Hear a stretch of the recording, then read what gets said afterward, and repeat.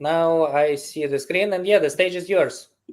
Okay, thank you. So I'll take about, I guess, 25 minutes to talk about AI and blockchain, current challenges and opportunities. I serve as the chair of the IEEE Blockchain Technical Community.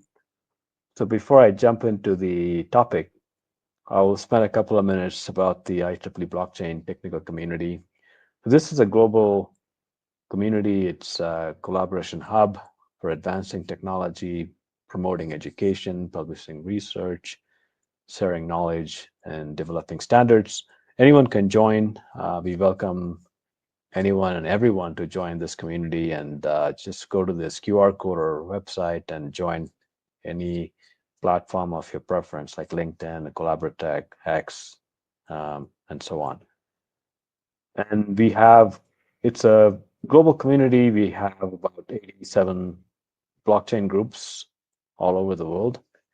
In fact, the event that you're in right now is organized by Sergey from Gribniak from Ukraine. Ukraine blockchain group is part of it. Ukraine section is part of it. And, you know, these groups organize events all over the world. I show some of them here. These are upcoming events, but if you want to know the history, here's the history. Since 2018, we've been organizing events, you know, about a dozen plus events, especially the last 2 years, 2024 and 2025. We organized almost, close to 30 events this year. If you add up the completed past events plus upcoming events, about 30 events that we are part of. It's, you can take a look at the link here. So it's a very active global community. We focus on the technology, and I think that's the background. And I wanted to now switch my focus to the technical part of the presentation. I put some disclaimer here. So the views expressed in this presentation, the following presentation, are those of my views and do not reflect the official positions of IEEE. IEEE does not endorse, recommend any products, projects, case studies, and so on. So the content that I'm presenting in the following slides are for educational and research purposes only. So now, the three sections here, we have, blockchain, which, in the interest of time, we can quickly talk about the challenges. And then there's AI, and then how you combine AI and blockchain. That's the third part of it. So again, in the interest of time, we can actually go all the way to the, some of the challenges with the blockchains, and people are still working on these. By the way, I'll be happy to share my slides if you want to know more, but the challenges are summarized here. Again, there are many types of blockchains. There's public blockchains, private blockchain, there's the, consortia blockchains, and so on. And in general, there's been a lot of progress, and also there's still some issues. There are some issues with each one of those architectures. The security issues, centralization issues, like a lot of the public blockchains are hosted on cloud services. In fact, back in October, like about 2 weeks ago, 3 weeks ago, Amazon Web Services had an outage, and it impacted multiple public blockchains because they were running. Some of the nodes were on Amazon Web Services, right? So they all had some impact. So that's an issue that still needs to be addressed. And security issues, as I pointed out in the previous session, if you look at the number one issue, security issue in public blockchains, is the smart contract bugs, right? People hacking it, and millions of dollars are being lost. So it's still an issue that needs to be addressed in the public blockchain space. Not necessarily vulnerable at the blockchain level. We're talking about smart contract level in this case. And then, of course, the scalability issue, which is still under research, gas fees, and so on. Interoperability is an issue.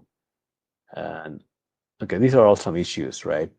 Now, let's talk about AI.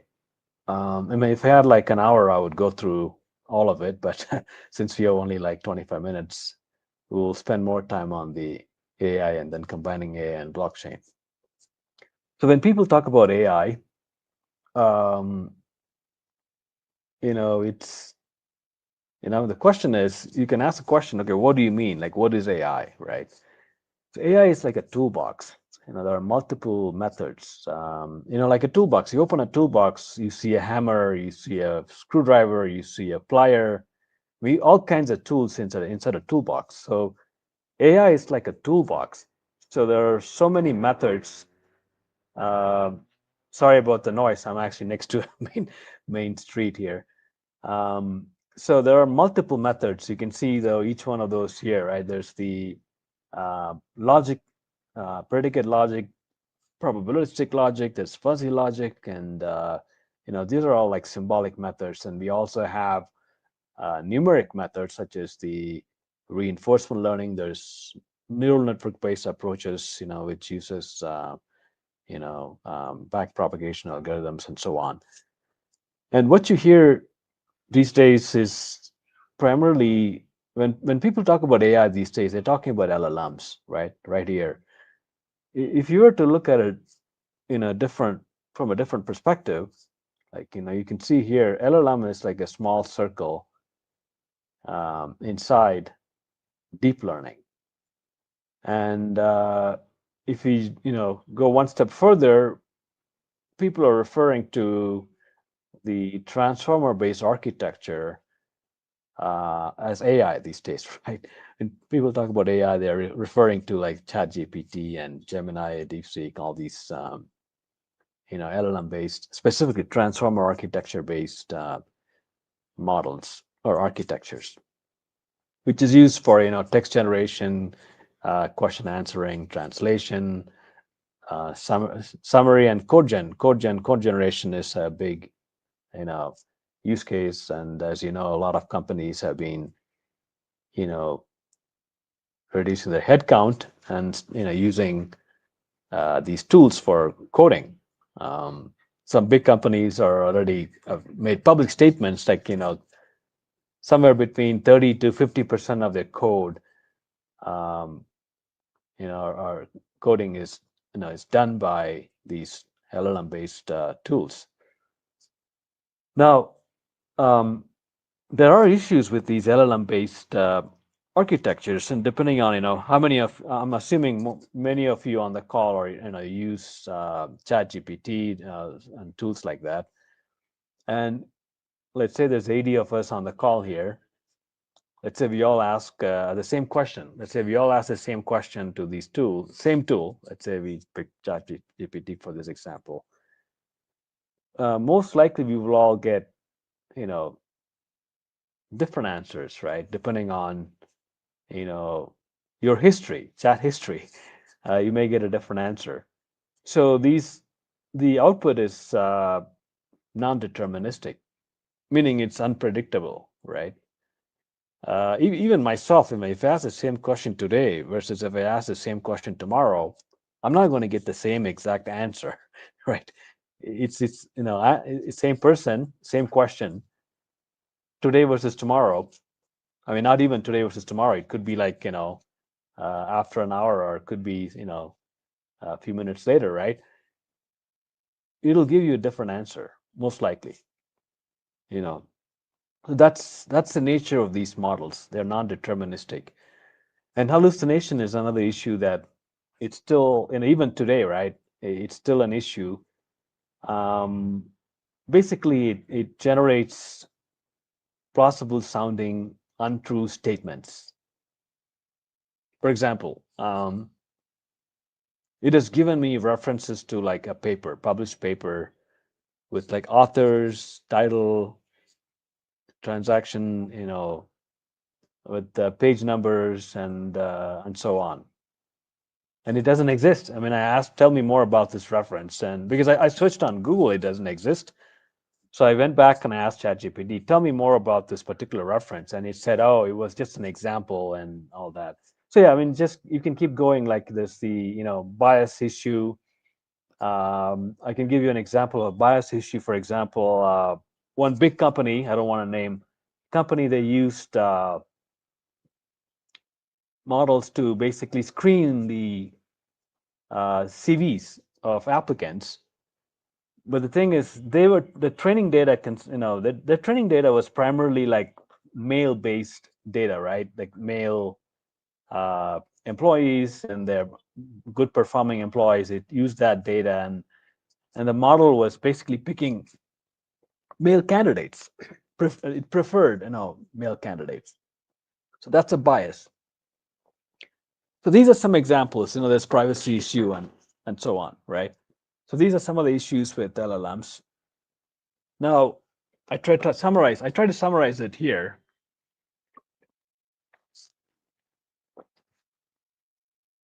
So these are some of the challenges with AI. So we have the trust issue. Trust issue meaning like you see hallucination, non-deterministic outputs, and so on, right? That's a trust issue.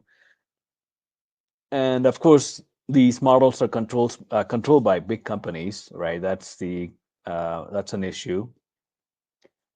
There's also the data integrity problem. There's the lack of explainability, meaning like, it can tell you, for example, if you ask ChatGPT, how did you arrive at this answer? You won't really tell you exactly how it got there. It could be like, it probably did like, let's say 1, 2, 3, 4, 5 steps. And you ask, oh, tell me, how did you get to this step 5? It is not going to tell you all the step 2, 3, 4, 5. It'll just tell you something else. Oh, yeah, this is how I did it. So that's the problem with lack of explainability. So these are some of the issues with AI. So in summary, if you were to summarize, so blockchain is, facing scalability issue. Sometimes the cost of transaction fee and so on, right? But you can supposedly trust blockchain-based systems. It's transparency and and so on, decentralization and so on. But it's not. It's still struggling with the computation, right? If you were to summarize at a high level, blockchain is trust. You can trust blockchain data, but you can't handle high computation, right? So it's low or medium computation. Whereas AI, it requires high computation, but it's low trust. And if you start arguing about these, you can argue some of these things, but this is a very high level summary. Blockchain, you can trust the data, but it's a low computation system. AI is a low trust, but high, requires very high computation, right? So when you try to combine these two things, it gets quite complex. You have to really understand the fundamental challenges with these two things, right? Let's look at, for example, a simple scenario. There are a few scenarios that I have in the following slides. Let's talk about one scenario.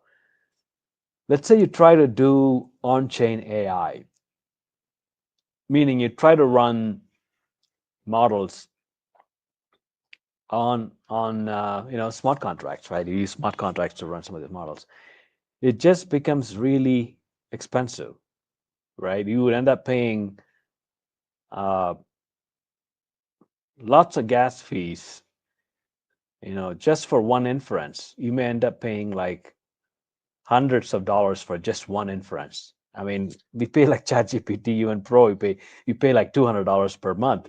But here it's unlimited, right? If you pay $200 per month, they don't charge you per inference or inquiry, right? It's just interaction. So you can practically have, well, it's not infinite, but it's, it's unlimited, right?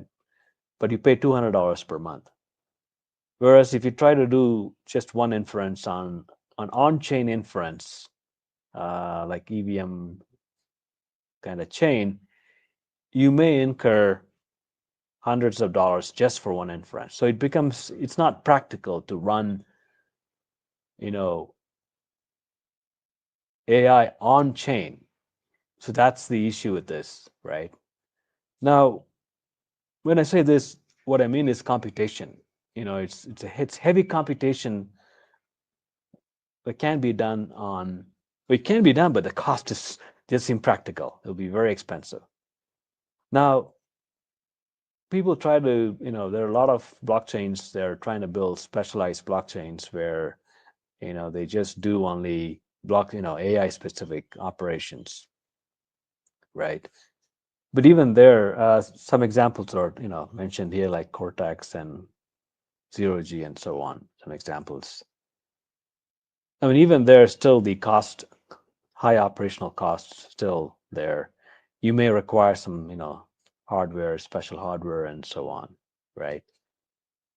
So bottom line, on-chain AI, it's a challenge. It's just, as I said earlier, AI requires high computation. That's the way it works. And blockchain is not designed for that. So when you try to do that on chain, that's what we're talking about. So now let's talk about second case. So second scenario that researchers have been, not just researchers, multiple projects they've been building, based on this approach, where what you do is you do the computation, the inference off chain, but then you do the verification on chain. So it's like pushing a lot of the computation, well, pretty much all of the computation off chain. Off chain meaning it's like traditional systems, right? It'll be running on cloud services. And then you verify it on chain. That's the second approach. Basically, you're offloading the computation since you can't do it on chain. The three different approaches that folks are still trying. One is the ZK proofs for the on-chain verification. There's also the trusted execution environment, specialized hardware, rollups, and these are some of the approaches that are being explored for the off-chain inference. Now, yeah, this is just a summary of some of the first one, right? The ZK proofs, like how does it work? So basically, you do the computation off-chain and you prove that it was done correctly without revealing the data or the model parameters. Okay, again, as I mentioned earlier, you basically do the computation off-chain, the inference computation, and then you do the verification on-chain. In this case, you're talking about using ZK proofs, right? It could be ZK snarks, ZK starks, and so on. The challenges, even here, the challenges, right? Number one challenge is this. When you're talking about doing computation off-chain, you're talking about using centralized systems. And you're using cloud services to do all these computations. That kind of defeats the purpose of doing AI on blockchain. You're not really doing, the AI is run off-chain, inference is done off-chain on centralized cloud services. And then you're just trying to prove it on-chain that it was done, whatever, correctly, right? So the number one challenge is obviously using centralized systems to run these off-chain computations. The number two issue, in addition to what's mentioned here, right, the computation could be expensive and so on. The other issue is this: when you talk about AI, there's no right answer actually. Like I mentioned earlier, right? If we all ask the same question, to ChatGPT, you will all get different answers, right? Maybe slightly different or could be completely different. So what is right? What is right answer? So really, there's no single right answer when it comes to AI. It's not just for ChatGPT. It's actually, in general, for neural network-based AI models. This is the way they behave. It's there is a term that was defined by Herbert Simon back in 1956. It's called satisficing in AI, because there's no good solution. Sorry, what I said. There's no best solution. There's a table here, right? Like in optimization problem, we always look for the best solution. Best solution takes time. It's slow. It's resource heavy. So in AI, satisficing is what is a term that's used to define a good solution. Basically, if it's a good solution, then we stop there. We don't keep computing. So, because good solution, for practically, there may be good solutions that's just good enough practically. You don't need to keep, computing it forever, right? So there are some examples here, right? For example, if you're doing a search, you stop when the path is acceptable. And then same in reinforcement learning. If it's the reward is satisfactory, you basically say it's good enough, and you stop the computation. And in a multi-agent system, if it's acceptable, you take it and move forward. So the summary is this: in AI, there is no correct solution, best solution, correct solution. It just we stop at good enough solution, or we take good enough solution as as the end for that search, or whichever path, whichever algorithm we use here. So my question is this: so if there's no right answer in AI, what are we verifying on chain is the question, right? So what is it that we're verifying? We're really not verifying the AI output. Basically, the verification is just saying, okay, it came from here, this model. It came from that model. It's just basically you're notarizing where it came from and where it's delivered. You really can't say this is the right answer just because there's no right answer in AI. That's another issue, right? And then now let's talk about method 3 of how you can integrate AI in blockchain. This is more of a peer-to-peer network. So there are projects, a few examples, like I put BitTensor here, where they create a network. It's a peer-to-peer network of AI models. And these models, for example, like supposedly anybody can come and join the network and be part of the network. And each node, node here, they're referring to like it's a model, right? It basically, it's an orchestration of multiple models on this peer-to-peer network. That's how you reach an acceptable solution, or if there's an inference, it'll be actually an orchestration of these multiple models on a peer-to-peer network that would actually give you the response. And for being part of the network, these model providers, let's say you're an expert on, I don't know, just to pick an example, like biology, and you can create a model on that, and you can actually get rewarded for being part of the network. So I tried to, in the interest of time, I have a summary of the different approaches of integrating AI and blockchain, and the description and the trade-off. Maybe we can walk through it for a couple minutes. And so the first approach we talked about was on-chain AI, right? Where we try to run heavy computation on blockchain, or AI computation. So that's what the description says, right? Running AI inference directly on smart contract or sometimes L2 proving systems. Obviously, this is plus means it's a plus, right? Green is positive and minus is no, red is negative, right? Plus means, it's plus in this case, first approach is maximum trust guarantees because everything is running on chain. The minus is it's very expensive. It's slow, really slow. You really can't run large models on chain. That's the problem with that. Now, second is off-chain AI without verification. This is like basically you don't do any verification. You just run everything off-chain, and it scales well. But the thing is, you have to make an assumption that these centralized systems where you're running these off-chain computations, you trust them, right? You have to trust them, and you may be locked into some, like for example, Amazon or I don't know, Microsoft Cloud or some of those cloud services. That's vendor lock in there.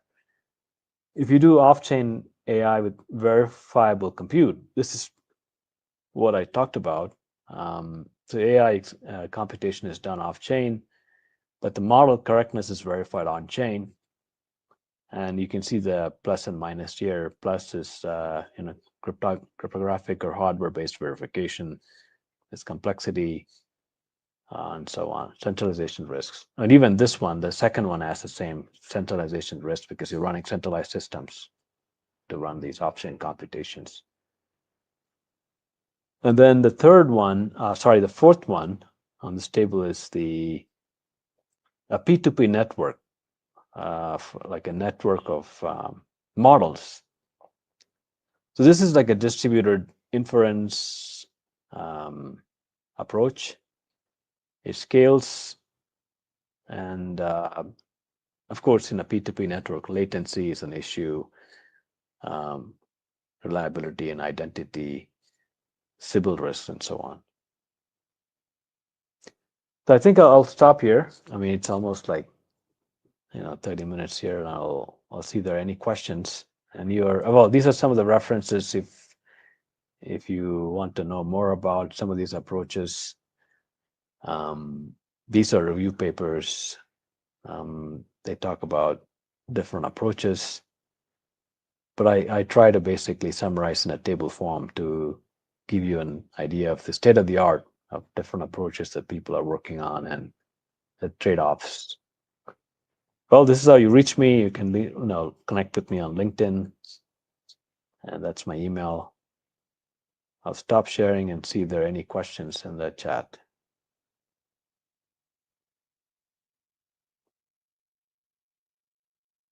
Yeah, I'm now I was muted. So while we are waiting for the questions in the chat, I wanted to ask, like even in the reference to our previous panel and to the research we are conducting, which is now already the public information, like for a little less than 2 hours.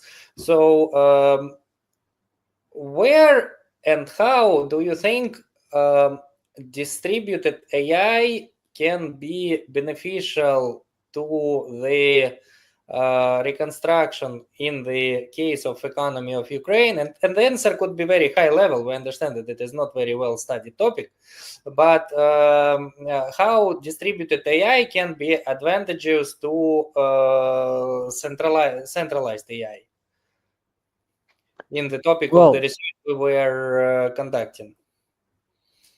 Yeah, I mean, you're talking about how it could be used for government use cases, but it's still, I mean, the combining AI and blockchain, there's still a lot of research ongoing, right? And like blockchains, we talked about the issues with blockchain on the previous panel, but even here, when you combine AI and blockchain, there are issues. So there are technical challenges that needs to be addressed. When you talk about government use cases, I mean, to be honest, I haven't seen any government using any of these approaches yet. So, I mean, we have to speculate what will be. We have to speculate where, for example, Ukraine could use any of these approaches. I mean, it's too early, to be honest with you. I mean, it's just this AI and blockchain, it's still under research, it's still active research. And in my opinion, it might take,